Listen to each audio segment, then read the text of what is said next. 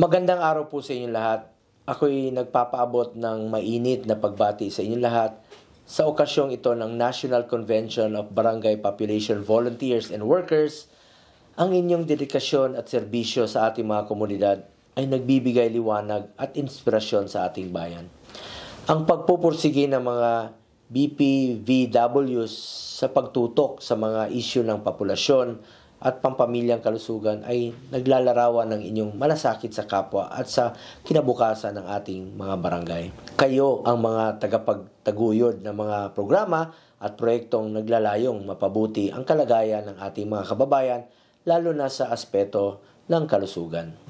Bilang inyong lingkod bayan, ako'y nagpapasalamat sa inyong walang sawang serbisyo at pagkilos.